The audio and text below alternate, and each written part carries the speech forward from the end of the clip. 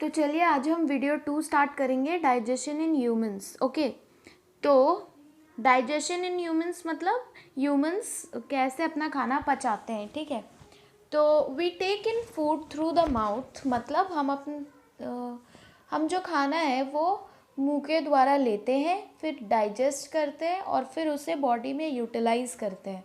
ठीक है, the unused parts of the food are defecated, और जो खाना जो है वो जो अनयूज्ड हो गया है या जो बेकार खाना है वो जो होता है वो हमारे बॉडी से डेफिकेट हो जाता है, मतलब बॉडी से बाहर निकल जाता है।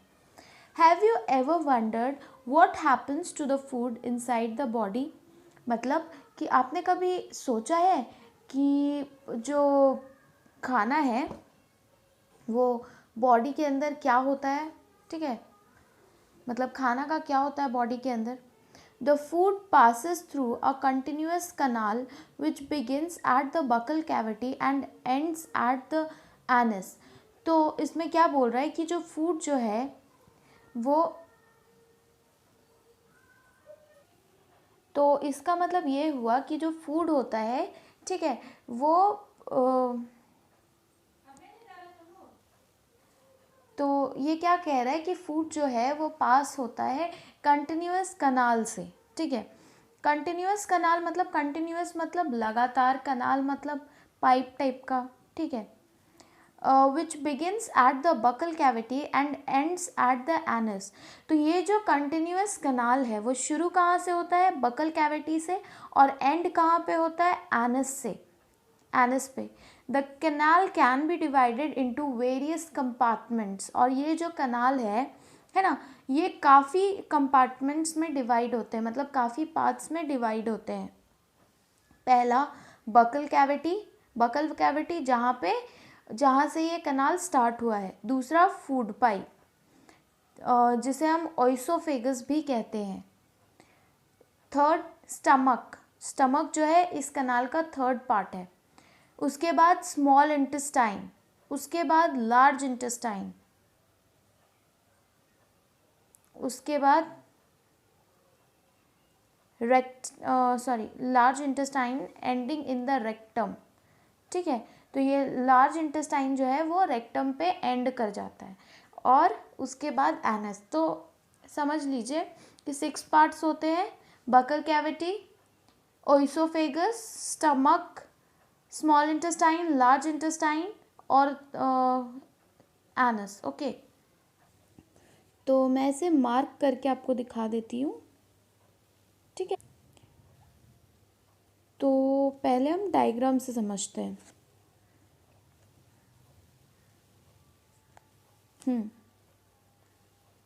तो हमें क्या पता चलता है कि जो फूड है वो कंटिन्यूअस कनाल के थ्रू पास होता है। ठीक है, और ये कनाल कहाँ से स्टार्ट होता है, बकल कैविटी से।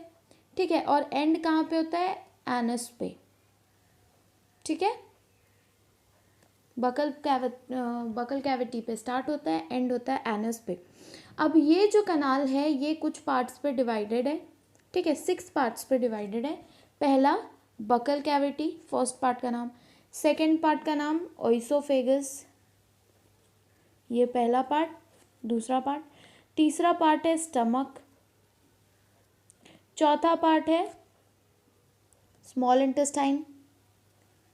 पांचवा पार्ट है लार्ज इंटेस्टाइन। छठा पार्ट है एनस। ठीक है, और लार्ज इंटेस्टाइन एंड कहाँ पे होता है, रेक्टम पे। ठीक है, ending point of large intestine को हम रेक्टम कहते हैं। ठीक है, अब next, these parts together form elementary कनाल। ठीक है, तो इन सब पार्ट्स को अगर साथ में क्या कहा जाएगा, ठीक है, एलिमेंट्री कनाल कहते हैं इसे साथ में। जो डाइजेस्टिव ट्रैक होता है, मतलब जिस ट्रैक से पास होके खाना डाइजेस्ट होता है उसे हम एलिमेंट्री कनाल कहते हैं। The food component gradually get digested as food travels through the various compartments। तो क्या कहते हैं कि ये जो पाइप है, ठीक है, मतलब ये जो कंटिन्यूस कनाल है, जैसे जैसे फूड इस कंटिन्यूस कनाल में आगे बढ़ते जाता है वैसे वैसे धीरे धीरे फूड डाइजेस्ट होते जाता है. The inner walls of the stomach and the small intestine and the various glands associated with canal such as salivary gland and liver and pancreas secrete digestive juices. ठीक है, तो यहाँ पे क्या कह रहा है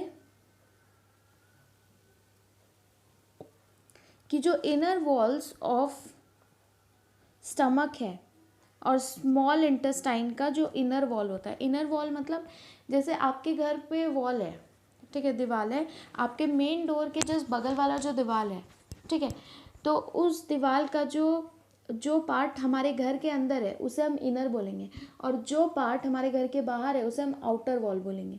ठीक है, तो स्टमक का जो इनर पार्ट होता है, इनर वॉल वाला पार्ट होता है स्टमक और स्मॉल इंटेस्टाइन का, और जितने भी ग्लैंड्स जो होते हैं वो इस कंटिन्यूअस कैनाल से जुड़े हुए होते हैं, जैसे सलाइवरी ग्लैंड, ये देखिए यहाँ पे सलाइवरी ग्लैंड, या लिवर या पैंक्रियाज, ये सब जो होते हैं वो डाइजेस्टिव जूसेस सेक्रीट करते हैं, मतलब डाइजेस्टिव जूसेस छोड़ते हैं. The digestive juices convert complex substances of food into simpler ones. तो ये जो digestive juices, हमें क्या पता चला कि जो inner walls of stomach और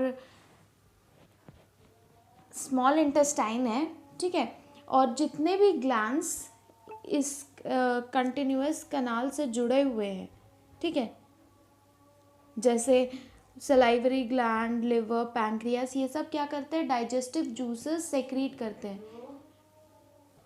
और ये डाइजेस्टिव जूसेस जो होते हैं वो फूड को डाइजेस्ट करने में हेल्प करते हैं. The digestive juices convert complex substances of food into simpler ones. तो ये जो डाइजेस्टिव जूस होता है वो जो फूड का कॉम्प्लेक्स पार्ट होता है, ठीक है, उसको सिंपल पार्ट में कन्वर्ट कर देता है. ठीक है, the digestive tract and the associated glands together constitute the digestive system. तो डाइजेस्टिव सिस्टम किन किन चीज़ों से मिलके बना हुआ है, ये जो डाइजेस्टिव ट्रैक्ट्स है मतलब स्टमक, मतलब ये जो कंटिन्यूअस कनाल के जितने सब पार्ट्स है उनको, और जितने भी ग्लैंड्स है जैसे सलाइवरी ग्लैंड्स, ये सब, इन सब को मिलाकर, मतलब इन सब को साथ, मतलब इन सब को नहीं, यही सब जो है मिलकर डाइजेस्टिव सिस्टम बनाते हैं.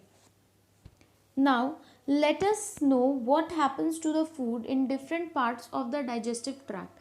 अब हम जानेंगे कि फूड जो है, ठीक है, उनके साथ क्या क्या होता है, जैसे जैसे वो अलग अलग कंटिन्यूअस कनाल के सब पार्ट्स पे जाते जाते हैं तो उनके साथ क्या क्या होता है उन पार्ट्स में, वो पढ़ना है.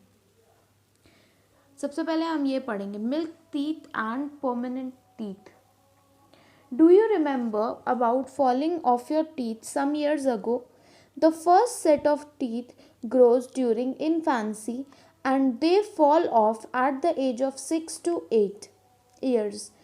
These are termed milk teeth. The second set that replaces them are the permanent teeth. The permanent teeth may last throughout life or fall off during old age or due to some dental disease. Do you remember about falling of your teeth some years ago?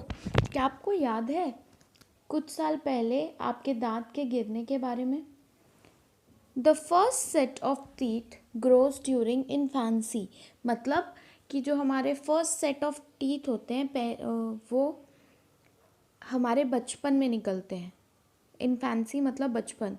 And they fall off at the age between 6 to 8 years. और 6 से 8 साल के बीच, जब हम 6 से 8 साल के हो जाते हैं तब हमारे वो दांत गिर जाते हैं. These are termed milk teeth. और इस तरह के दांत को मिल्क टीथ कहा जाता है. The second set that replaces them are the permanent teeth. और जब जो मिल्क टीथ है वो गिर जाते हैं तब जो नेक्स्ट सेट ऑफ टीथ आते हैं उन्हें हम परमानेंट टीथ कहते हैं. द परमानेंट टीथ में लास्ट थ्रू आउट लाइफ और fall off during old age और due to some dental diseases. तो ये जो दांत होते हैं वो हमारे ज़िंदगी भर हमारे साथ रहते हैं, या कभी कभी बुढ़ापे में ये दांत गिर जाते हैं या टूट जाते हैं, या फिर कुछ डेंटल डिजीज़ेस की वजह से ऐसा होता है. ठीक है, अब हम पढ़ेंगे the mouth and the buccal cavity. Food is taken into the body through the mouth.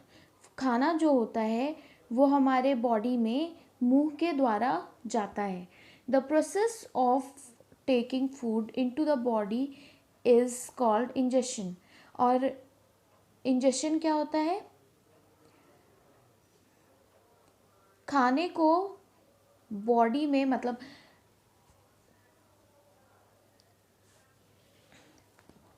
जिस प्रोसेस से खाना हमारी बॉडी के अंदर जाता है उस प्रोसेस को हम इंजेशन कहते हैं. Now we chew the food with the teeth and break it down mechanically into some pieces, into small pieces. तो क्या कह रहा है इसमें कि जो खाना जब हम खाना मुंह में लेते हैं उसके बाद हम खाना को च्यू करते हैं, मतलब चबाते हैं टीथ की हेल्प से, है ना, और उसको छोटे छोटे, मतलब उसको ब्रेक कर देते हैं, चबा चबा के उसे छोटे छोटे पीसेस में ब्रेक कर देते हैं.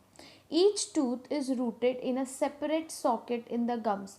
हर एक टूथ अलग अलग जगह पे गम्स में रूट किया हुआ रहता है, लगा हुआ रहता है. Are teeth very in appearance and perform different function. हमारे जो टीथ है वो दिखने में भी अलग होते हैं और उनका फंक्शन भी अलग अलग होता है. Accordingly they are given different names. और इसीलिए उन्हें अलग अलग तरह के नाम भी दिए जाते हैं. ठीक है, तो ये है हमारा दांत. ठीक है, हमारे टीथ. तो इसमें जो फ्रंट के जो फ्रंट के 4 टीथ होते हैं उन्हें हम इंसिजर्स कहते हैं. उसके बाद जो टीथ होते हैं उन्हें हम कैनाइन कहते हैं. ठीक है, फ्रंट के 4 टीथ इंसिजर्स, उसके बाद के 2 टीथ कैनाइन्स, उसके बाद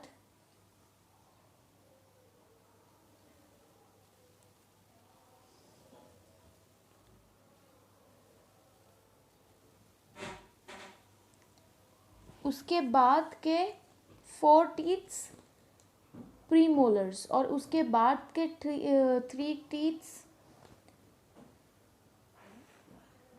6 टीथ मोलर. ठीक है, तो ये जो है हमारा टीथ का अरेंजमेंट है. ठीक है,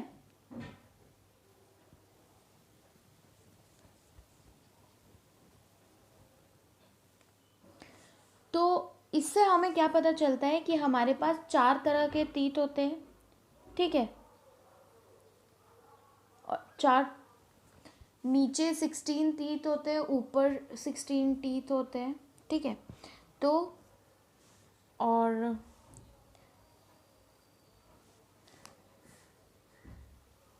इससे हमें अपने टीथ की अरेंजमेंट के बारे में भी पता चल गया है ना. तो चलिए अब आगे पढ़ते हैं.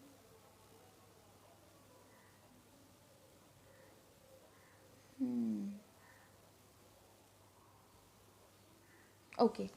Activity 2.2. Wash your hands, look into the mirror and count your teeth. Use your index finger to feel the teeth. How many kinds of teeth could you find? Take a piece of an apple or bread and eat it. Which teeth do you use for biting or cutting, and which one for piercing or tearing? Also find out the ones that are used for chewing and grinding. ठीक है, तो इसमें क्या बोल रहा है, ये आपको करना है, मुझे नहीं करना है.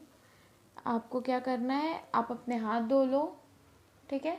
उसके बाद इंडेक्स फिंगर से आप टच करके फील करो कि आपका दांत कौन सा कैसा है।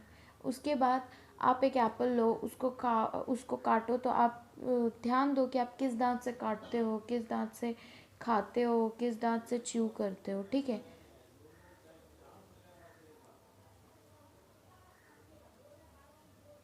और उसके बाद टेबल 2.2 आप कंप्लीट करो। जब मैं अपने हैंड रिटन नोट्स के साथ वन शॉट वीडियो बनाऊंगी तब मैं इन एक्टिविटीज़ के आंसर्स लिख दूंगी, ठीक है। तब तक के लिए आप ये काम खुद से करो।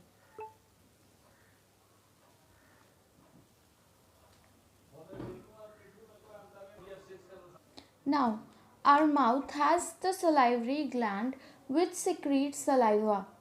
Do you know the action of saliva on food? Let us find out.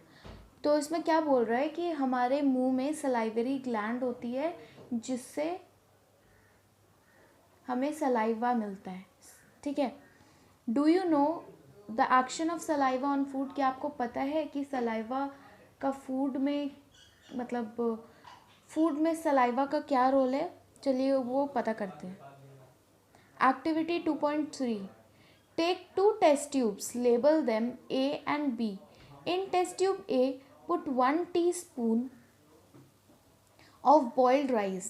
In test tube B, keep 1 teaspoon of boiled rice after chewing it for 3 to 5 minutes. Add 3 to 4 ml of water in both the test tubes. Now pour 2 to 3 drops of iodine solution in each test tube and observe. Why is there a change in color in the test tubes? Discuss the result with your classmates and your teacher. The saliva breaks down the starch into sugar. तो आप एक काम करो, 2 test tubes लो, उसमें एक test tube में 1 teaspoon of boiled rice डालो और दूसरे में 1 teaspoon of chewed boiled rice डालो। मतलब उसको चबा दो 3 से 5 मिनट के लिए, उसके बाद उसे टेस्ट ट्यूब में डाल दो। फिर क्या करो, उसमें 3 to 4 ml पानी डाल दीजिए। उसके बाद क्या कीजिए, इसमें 2 से 3 ड्रॉप आयोडीन का सोल्यूशन डाल दीजिए दोनों में, और ऑब्जर्व कीजिए क्या होता है।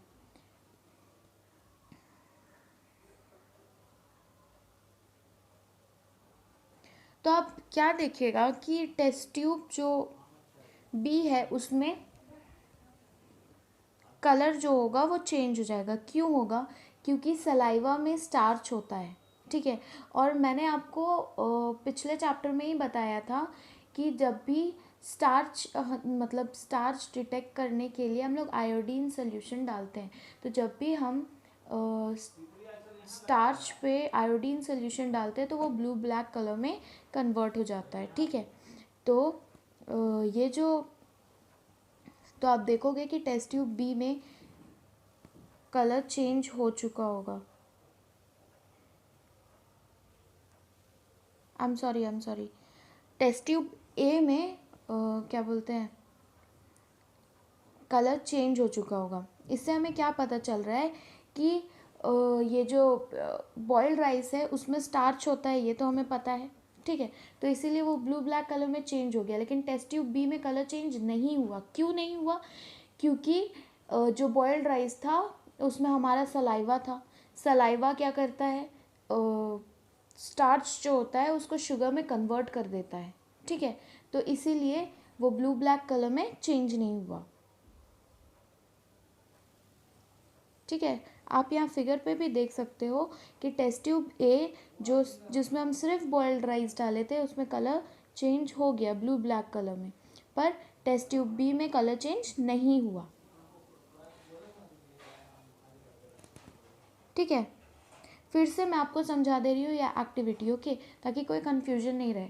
2 टेस्ट ट्यूब लीजिए, उसमें एक टेस्ट ट्यूब में मतलब टेस्ट ट्यूब ए में 1 टीस्पून ऑफ बॉइल्ड राइस डालिए और दूसरे टेस्ट ट्यूब में 1 teaspoon of chewed boiled rice डालिए। मतलब उस बॉइल्ड राइस को आप चबा चुके हैं उसके बाद डालिए। उसके बाद क्या कीजिए, दोनों में 2 से 3 ml पानी डाल दीजिए। पानी डालने के बाद 2 से 3 ड्रॉप आयोडीन का डालिए। तो आप देखिएगा कि टेस्ट ट्यूब ए का कलर ब्लू ब्लैक में चेंज हो जाएगा, लेकिन टेस्ट ट्यूब बी का कलर नहीं चेंज होगा। क्यों नहीं चेंज होगा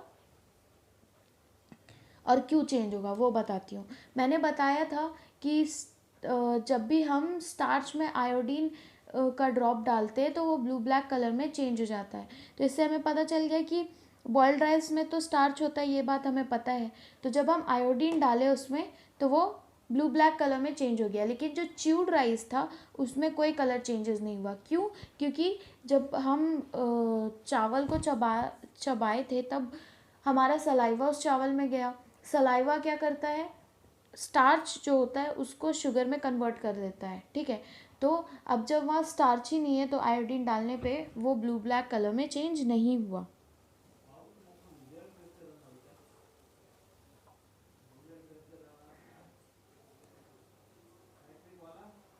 The tongue is a freshly muscular organ attached at the back to the floor of buccal cavity.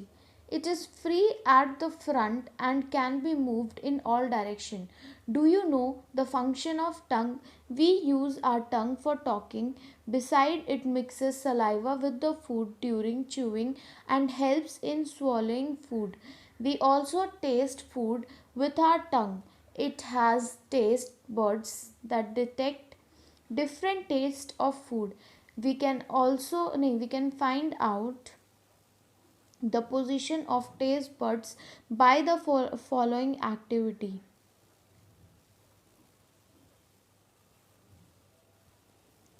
तो tongue is a fleshy muscular organ, ठीक है। तो टंग जो है वो हमारा ऐसा मस्कुलर ऑर्गन होता है जिसमें फ्लैश होता है, attached at the back to the floor of the buccal cavity.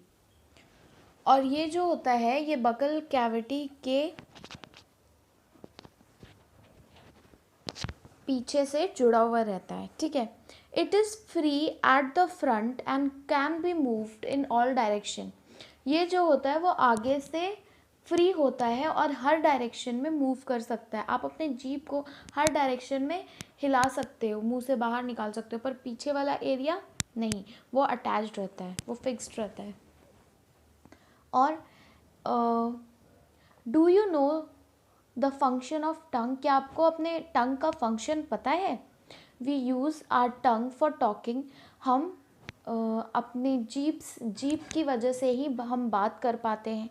Beside it mixes saliva with food during chewing and helps in swallowing food, ठीक है।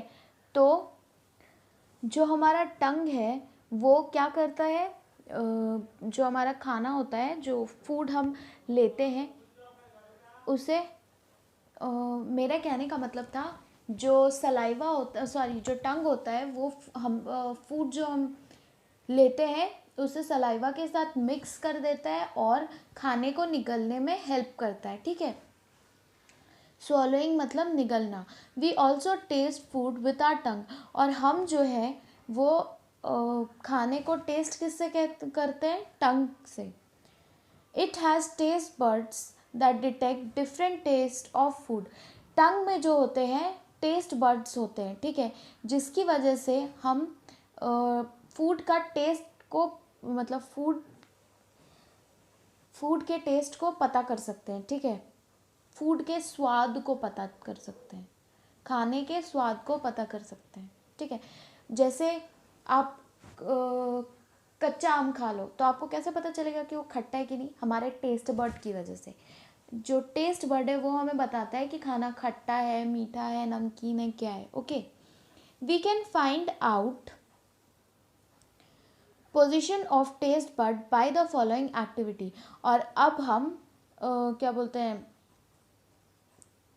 डिफरेंट टेस्ट बर्ड्स के पोजिशंस को पता कर सकते हैं एक्टिविटी 2.4 करके, ठीक है। तो एक्टिविटी 2.4 चलिए पहले वही करते हैं। Prepare a separate sample each of sugar solution, common salt solution, lemon juice, juice of crushed Neem leaf और बिटर गार्ड। तो उसमें क्या कह रहा है कि आप एक काम कीजिए, सेपरेट सेपरेट सैम्पल्स जो होते हैं वो प्रिपेयर कीजिए, मतलब सबको अलग अलग रखिए। एक जगह शुगर सोल्यूशन रखिए, मतलब एक ग्लास में शुगर सोल्यूशन रख लीजिए, एक में कॉमन सॉल्ट सोल्यूशन, मतलब जो घर पे आप नमक खाते हो उसको पानी में घोल के रख लो, एक लेमन जूस मतलब नींबू पानी, ठीक है, juice of crushed Neem leaf, और एक में क्या करो कि नीम लीफ जो होता है उसका जूस रख लो, ठीक है। Blind fold one of your classmate and ask him to take out the tongue and keep it in straight and flat position। एक काम करो, आप अपने किसी फ्रेंड या क्लासमेट को उसकी आंखें बंद कर दो और उसे कहो कि आप वो अपना जीभ जो है वो बाहर स्ट्रेट निकाल के रखे। Use a clean toothpick to put the above sample one by one on different areas of the tongue as shown in figure 2.6। Use a new toothpick for each sample।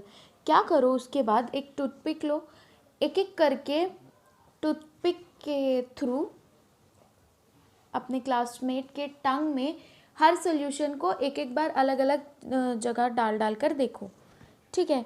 Ask the classmate which areas of the tongue could detect sweet, salty, सार, bitter substances, okay. और फिर अपने friend को कहो कि वो बताए कि किस एरिया से उसको पता चल रहा है कि कौन सा चीज़ स्वीट है, कौन सा बिटर है ना। Now write down your observation and label figure 2.6। उसके बाद आप एक काम करो, अपना ऑब्जर्वेशन लिखो और 2.6 को लेबल करो। Repeat this activity with other classmate, और उसके बाद फिर से इस एक्टिविटी को दूसरे क्लासमेट के साथ रिपीट करो, okay. Now sweets and tooth decay, अब हम लोग ये पढ़ेंगे। Normally bacteria are present in our mouth but they are not harmful to us. Generally हमारे मुंह में काफ़ी बैक्टीरियाज प्रेजेंट होते हैं, ठीक है, लेकिन वो हार्मफुल नहीं होते हैं। However, if we do not clean our teeth and mouth after eating, many harmful bacteria also begin to live and grow in it।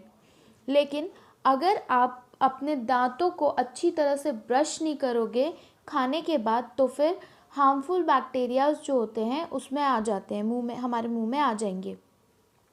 These bacteria break down the sugar present from the leftover food and release acids। अब ये जो bacterias होते हैं वो क्या करते हैं कि जो हमारा खाना हमारे दांत में बचा हुआ है, फंसा हुआ है, उसमें से स्वीट जो होता है ना, स्वीट उसको ले लेते हैं, ठीक है, और एसिड छोड़ते हैं। The acid gradually damage the teeth, और ये जो एसिड होता है, जो बैक्टीरिया शुगर खाने के बाद जो एसिड छोड़ते हैं, वो एसिड जो होता है वो हमारे टीथ को डैमेज कर देता है, और इसी को हम टूथ डीके कहते हैं। If it is not treated in time it causes severe toothache and in extreme cases results in tooth loss। Chocolate, sweets, soft drink and other sugar products are the major culprits of tooth decay। ठीक है, तो अगर tooth decay को समय पर ठीक नहीं किया गया, समय पर ध्यान नहीं दिया गया, तो धीरे धीरे दांतों में दर्द होना शुरू हो जाता है, ठीक है, या फिर दांत गिरने लगते हैं, ऐसा भी होता है, ठीक है। और इन सब की मेन वजह क्या है? चॉकलेट, स्वीट्स, मिठाइयाँ, सॉफ्ट ड्रिंक, ये मतलब कोल्ड ड्रिंक्स जो आप पीते हो, अदर शुगर प्रोडक्ट, जितनी भी चीनी का सामान खाते हो, उसकी वजह से टूथ डिके होता है। Therefore one should clean the teeth with a brush और दातुन एंड डेंटल फ्लॉस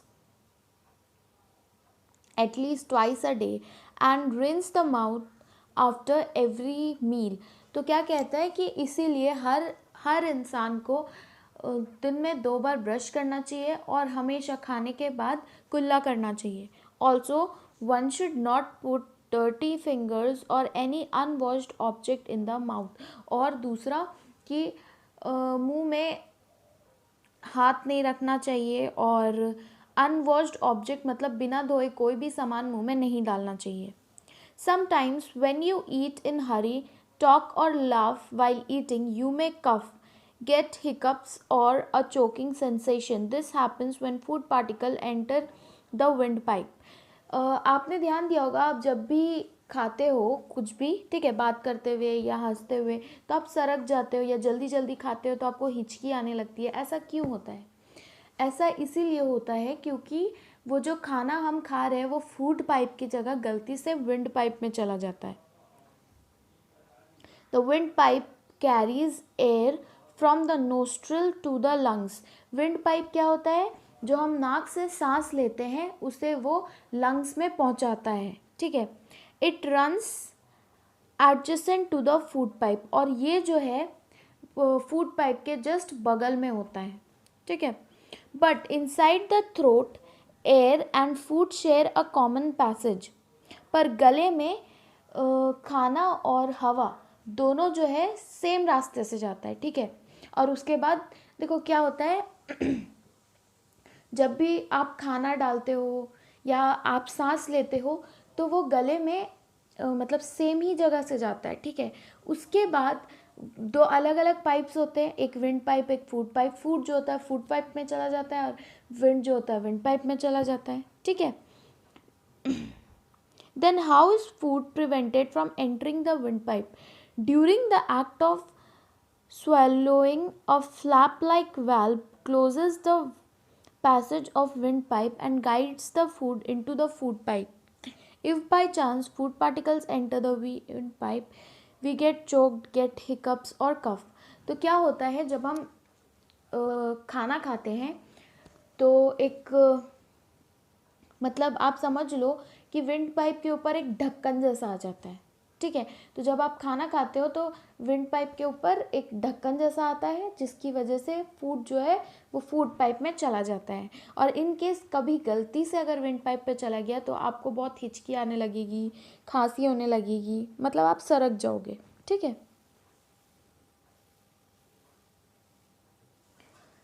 तो अब हम पढ़ते हैं द फूड पाइप या फिर oesophagus. The swallowed food passes into the food pipe और ओइसोफेगस, ठीक है। जो खाना आप चबा लेते हो, चबाने के बाद निकलते हो तो वो फूड पाइप के थ्रू पास होता है, ठीक है, जिसे हम ओइसोफेगस कहते हैं।